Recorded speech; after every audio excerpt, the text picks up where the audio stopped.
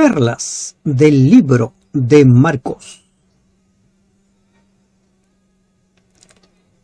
¿Qué señales menciona Jesús que se darán antes de su segunda venida?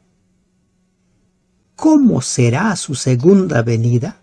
¿Cuánta luz nos ha dejado el Señor para no ser engañados? Te damos gracias, Dios, porque nos permites ingresar al estudio del capítulo 13 del libro de Marcos, un capítulo eminentemente profético. Guíanos, Señor, en el estudio de tu palabra. En el nombre de Jesús te lo pedimos. Amén. Vamos a centrarnos en las enseñanzas que nos deja Jesús en relación a su segunda venida. ¿Qué perlas nos deja? Este capítulo estaba mencionando no solo el final de la tierra tal como la conocemos, sino también la destrucción de Jerusalén que se produjo en el año 70 después de Cristo por mano de los romanos. Entonces, empecemos.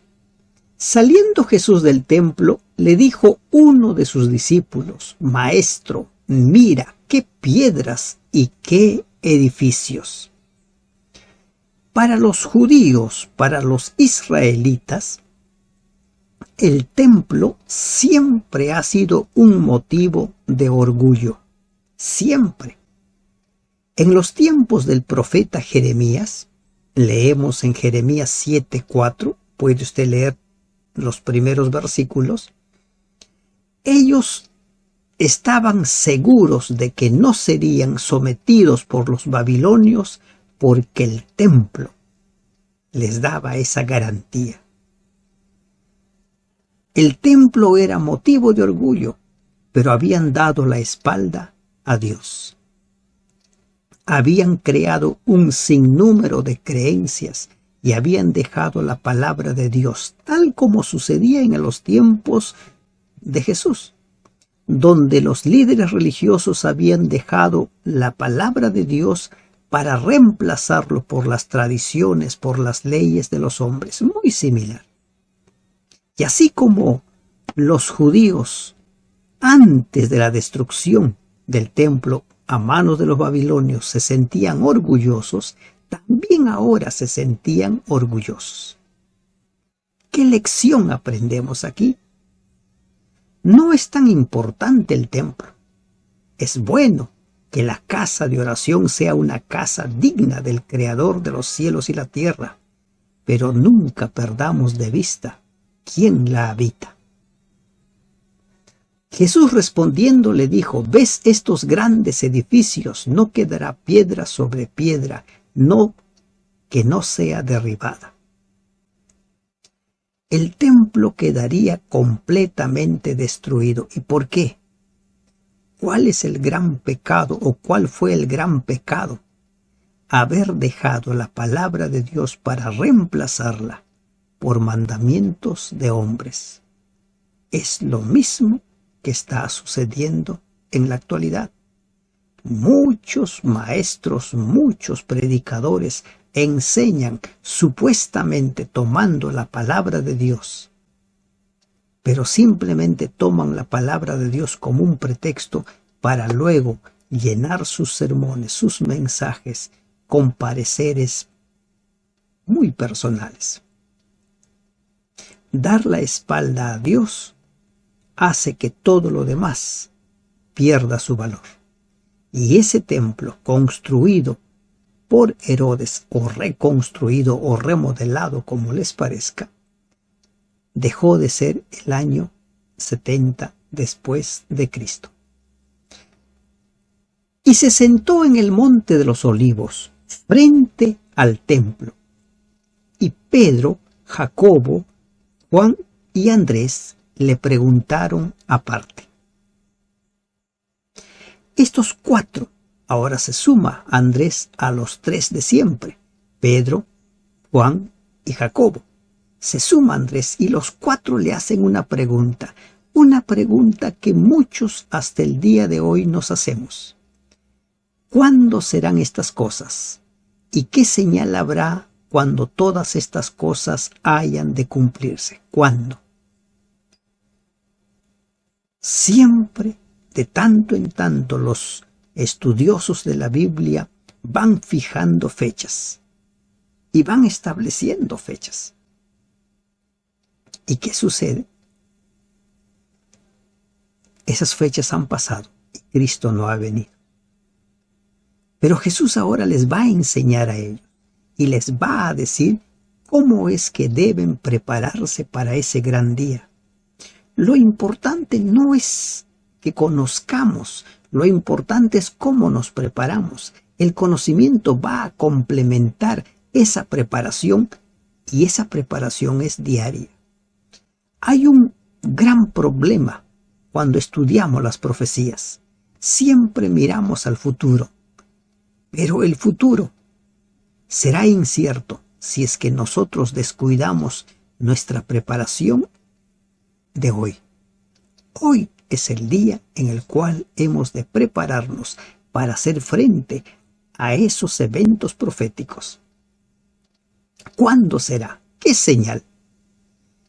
Y entonces Jesús empieza a enumerar una serie de advertencias. Primera advertencia dice: mirad que nadie os engañe. Una de las armas poderosas de Satanás es el engaño. Y Jesús dice que nadie les engañe. ¿Y cómo es engañado una persona? Porque desconoce, porque ignora o por muy confiado. Hay muchas razones por las cuales podemos ser engañados. En ocasiones, el engañador aprovecha el momento emocional que estamos viviendo. Entonces la advertencia es que nadie les engañe. Adán y Eva fueron engañados por la serpiente y cayeron en pecado. ¿De qué debemos cuidarnos? Vendrán muchos en mi nombre, diciendo yo soy el Cristo, y engañarán a muchos. Van a venir muchos diciendo que son el Cristo.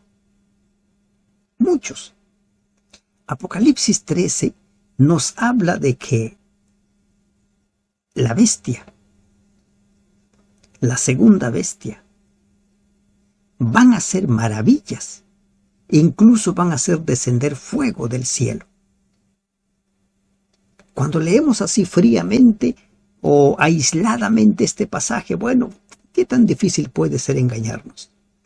Pero las señales y los prodigios que van a acompañar estos engaños van a hacer que mucha gente considere de que es el Cristo. Pero que está diciendo, van a venir muchos diciendo que son el Cristo y engañarán. Y van a engañar. Y ahora va a dar las señales para estar al tanto. ¿Qué señales se producen? Cuando oigáis de guerras, de rumores de guerras, no os turbéis, porque es necesario que suceda así, pero aún no es el fin. Antes de que Cristo venga, las guerras se van a intensificar. Después de la Segunda Guerra Mundial, surge la Organización de las Naciones Unidas, la ONU. ¿Cuál es el objetivo? Su objetivo es preservar la paz mundial. Y en nuestros tiempos, en lugar de preservar la paz mundial, lo que está haciendo es imponer una ideología, la ideología de género. ¿Qué dice la profecía? La profecía dice que las guerras van a ir en aumento. Esa organización que supuestamente tiene el objetivo de preservar la paz no va a impedir que esas señales se den. Porque se levantarán nación contra nación y reino contra reino, y habrá terremotos en muchos lugares, y habrá hambres, alborotos, principio de dolores son estos. El hambre. Lo mismo cuando ustedes se toman un tiempo y empiezan a revisar el Plan 2030 de la ONU, una de sus OSD, son las siglas que definen su Plan 2030. Uno de ellos dice erradicar el hambre del planeta. ¿Qué dice la profecía? Que va a haber hambre. El hambre se va a acrecentar. El hombre querrá hacer muchas cosas, pero mientras no se someta a la mano de Dios, simplemente será instrumento del enemigo. Y Dios ha dejado claro, van a aumentar. Los alborotos, los conflictos sociales van a ir en aumento. Y todo eso será principio de dolores, pero todavía no es el fin. Pero mirad por vosotros mismos, porque os entregarán a los concilios. Mira por ti mismo, preocúpate por ti mismo, es lo que está diciendo. Van a ser entregados a los concilios. Pedro y Juan en poco tiempo entendieron eso, porque fueron entregados a los concilios. Y allí tuvieron que testificar. Entregarán a los concilios, y en las sinagogas os azotarán, y delante de gobernadores y de reyes os llevarán por causa de mí para testimonio a ellos. Cuando veamos el libro de Hechos, nos vamos a encontrar cómo es que esta profecía de Jesús en su primera parte se cumplió. Cuando revisamos la Edad Media, los 1260 años de persecución, esa profecía se cumplió. Y antes de que Cristo venga, la persecución volverá a levantarse.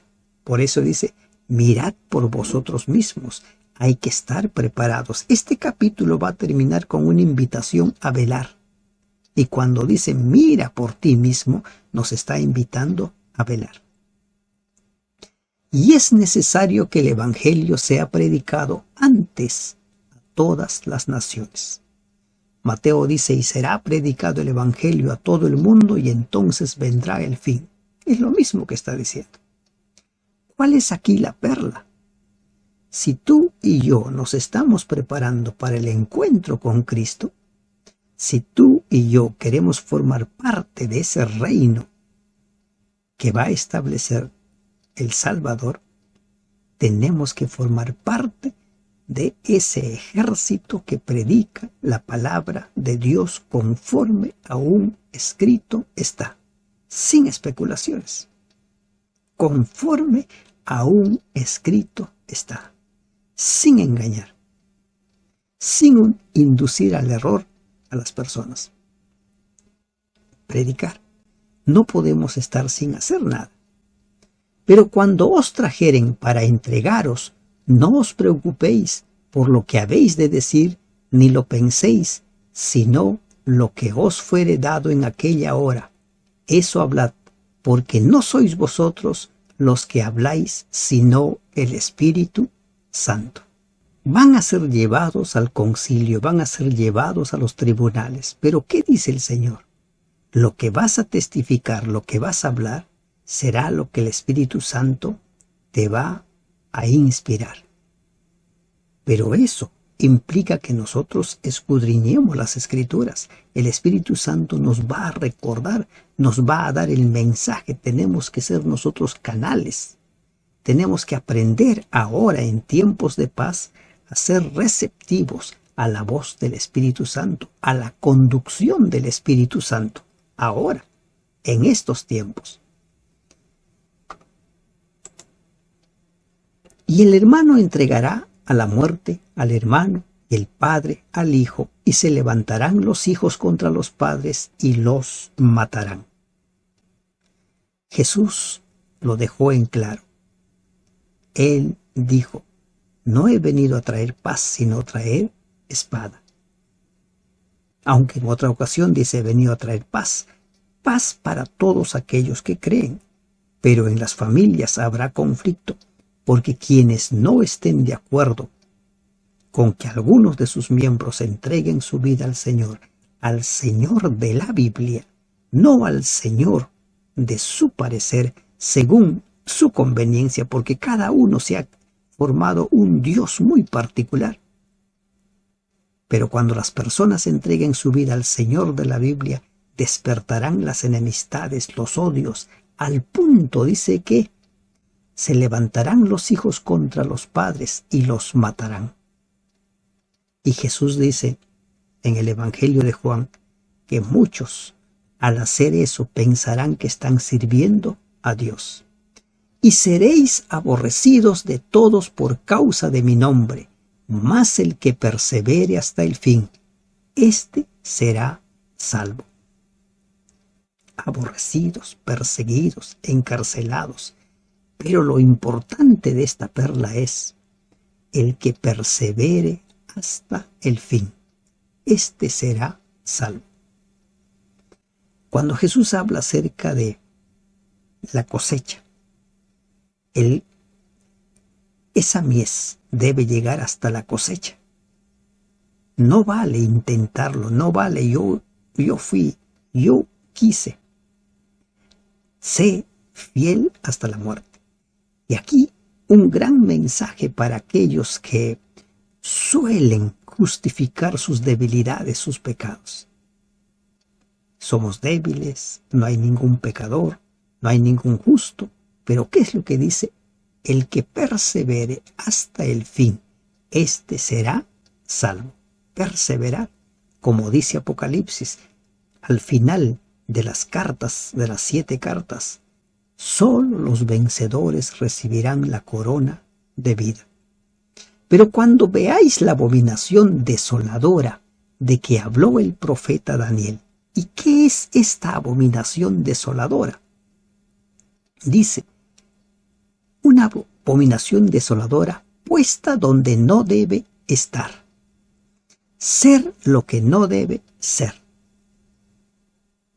Nosotros cuando vemos ya la profecía cumplida en relación a la destrucción de Jerusalén, para nosotros ya nos es fácil, porque ya está escrito, ya forma parte de la historia.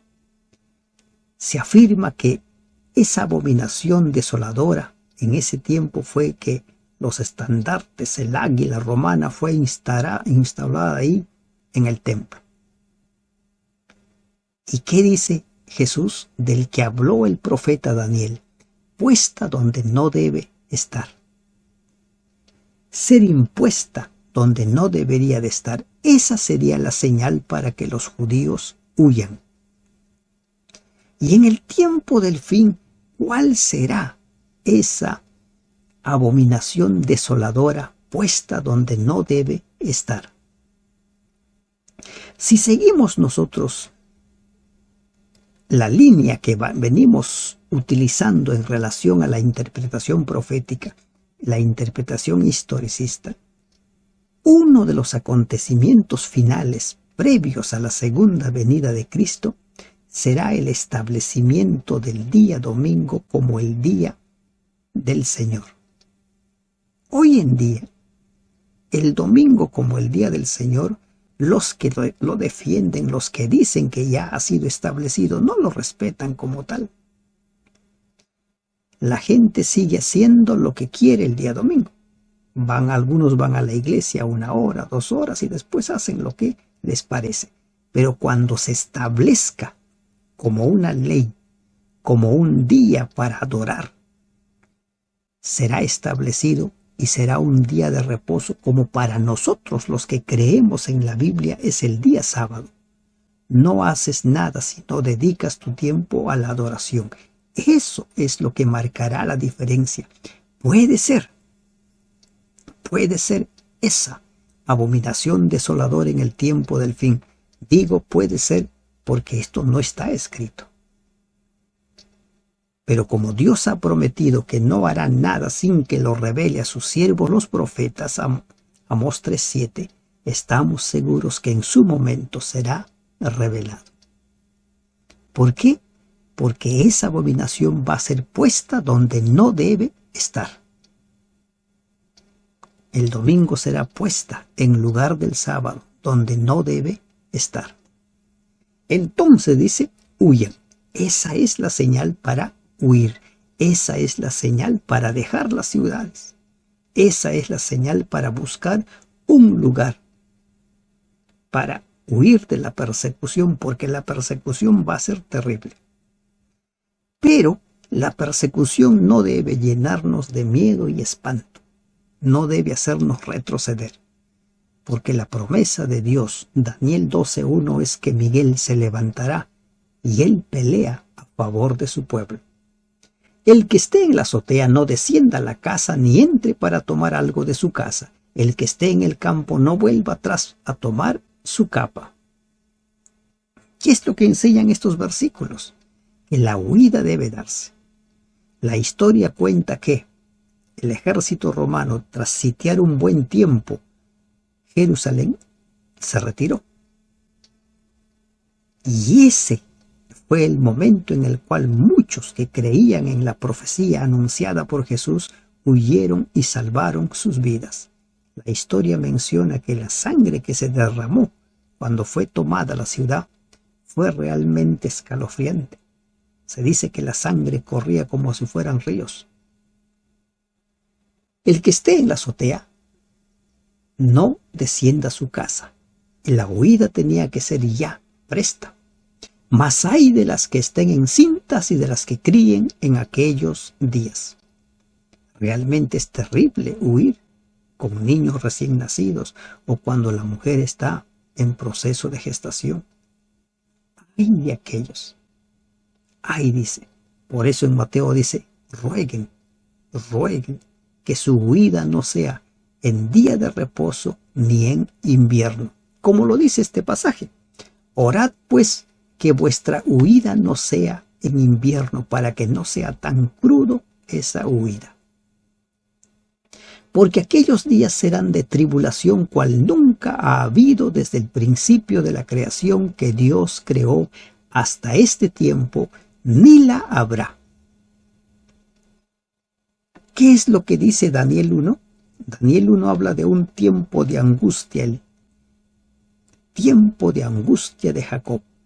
Un tiempo en el cual cada una de las personas sentirá una angustia única. Pero insisto, ese mismo versículo dice que Miguel está de parte de su pueblo.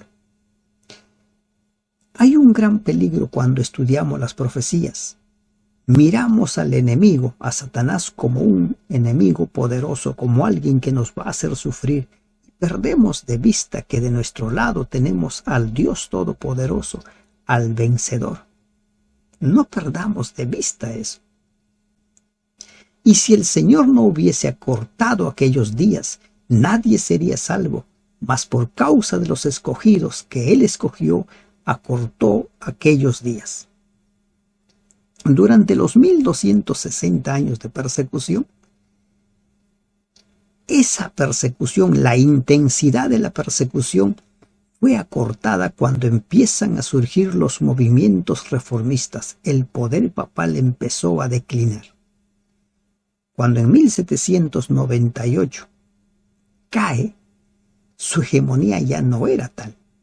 Y es una de las razones por las cuales cae a manos del ejército francés, que en ese entonces estaba liderada por Napoleón, quien designó esa función al general Berthier.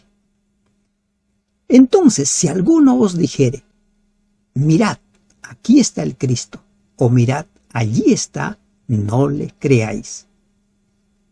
Porque se levantarán falsos cristos y falsos profetas, y harán señales y prodigios para engañar, si fuese posible, aún a los escogidos. Una vez más ahora Jesús habla de los engaños. Antes de la destrucción de Jerusalén, vinieron los engañadores, como sucedió con los tiempos antes de la destrucción del templo por parte de Nabucodonosor. Se levantaron profetas para decir, no, lo que dice Jeremías, lo que dice Ezequiel es mentira. Así no va a ser. Ya había sido llevado el primer grupo al exilio y los falsos profetas decían, no van a ser 70 años como dice Jeremías, simplemente van a ser 2. Antes de la caída de Jerusalén en el 70, nuevamente se levantaron falsos profetas.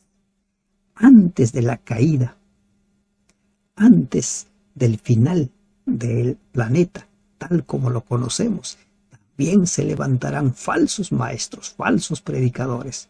¿Y qué cantidad de predicadores falsos hay? ¿Cómo identificar cuándo un predicador es falso?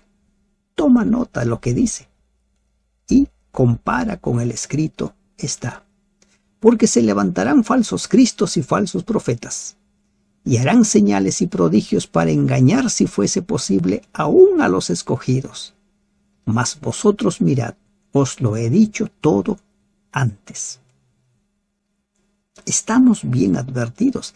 Se van a levantar falsos cristos, van a hacer señales, van a hacer prodigios para engañar. Y esos prodigios serán de tal naturaleza que pueden engañar aún a los escogidos, si fuese posible. ¿Por qué? Porque serán señales que van a deslumbrar a quienes lo ven. Imagínense a estos falsos cristos, falsos profetas, haciendo descender fuego del cielo. Imagínense haciendo milagros de sanidades. Mucha gente va a empezar a decir, no, Él es. Pero ¿qué dice? Les he dicho todo antes. Porque en aquellos días, después de aquella tribulación, el sol se oscurecerá y la luna no dará su resplandor, y las estrellas caerán del cielo y las potencias que están en los cielos serán conmovidas. Apocalipsis 6, versículos 12 al 14, cuando se abre el sexto sello, menciona los mismos eventos, señales en el sol, la luna y las estrellas. La apertura del sexto sello marca el tiempo del fin. Ha pasado muchos años, para nosotros es mucho tiempo, pero el tiempo para Dios es muy relativo. Como dice el salmista, 1000 años es como un día como 1000 años. Y esas manifestaciones cósmicas, esas manifestaciones en los cielos se darían. Y Apocalipsis habla de lo mismo. Esas manifestaciones, la interpretación historicista los da como ya hechos, como que se dieron en los años 1800, cuando se produjo estas señales, dando apertura al tiempo del fin. Y las estrellas caerán del cielo y las potencias que están en los cielos serán conmovidas. Entonces, dice, ¿no? Mire, como si fuera un evento inmediato. Entonces verán al Hijo del Hombre, que vendrá en las nubes con gran poder y gloria. Y cuando nosotros leemos el sexto sello, la apertura del sexto sello, también habla de la segunda venida de Cristo. Miren lo que dice, a ver, permítanme, capítulo 6. Dice el versículo 14, y el cielo se desvaneció como un monte, y toda isla se removió de su lugar, y los reyes de la tierra, y los grandes, los ricos, los capitanes, los poderosos, y todo siervo y todo libre, se escondieron en las cuevas y entre las peñas. ¿Y por qué se esconden? Y decían a los montes y a las peñas, caed sobre nosotros y escondednos del rostro de aquel que está sentado sobre el trono y de la ira del Cordero, porque el gran día de su ira ha llegado, y ¿quién podrá sostenerse en pie? Lo que Jesús anuncia que sucedería después que se den esas señales en el sol, la luna y las estrellas, también lo dice Apocalipsis capítulo 6 cuando nos habla de la apertura del sexto sello. Ven venir ahí en las nubes, y los impíos buscan la muerte para huir de la ira del Cordero. Y entonces dice, enviará a sus ángeles y juntará a sus escogidos de los cuatro vientos, desde el extremo de la tierra hasta el extremo del cielo. ¿Qué te dice esto? Que los ángeles van a reunir en un solo lugar a todos los redimidos. Cuando se lee Apocalipsis 1:7, donde dice que todo ojo le verá, muchos tienen peros, dicen, pero si nuestro planeta es una esfera, Aquí estamos de día, en el otro lado están de noche o viceversa. ¿Cómo es que todo ojo le verá? Aquí la palabra de Dios dice que los ángeles van a juntar a sus escogidos de los 4 vientos, desde el extremo de la tierra hasta el extremo del cielo. Todos juntos, con los brazos en alto, repetirán lo que dice Isaías 25, 8, 9. He aquí, este es nuestro Dios, le hemos esperado y nos salvará. Juntos. Y ahora Jesús nos vuelve a dar cómo es que nosotros debiéramos estar apercibidos. De la higuera aprended para la parábola. Cuando ya su rama está tierna y brotan las hojas, sabed que el verano está cerca. Así también vosotros, cuando veáis que suceden estas cosas, conoced que está cerca a las puertas. Este ejemplo que Jesús pone, el de la higuera, ¿de qué nos habla? De que nosotros tenemos que saber discernir los tiempos. Tenemos que saber discernir las señales. Hay guerras, hay hambre, hay terremotos, hay convulsiones.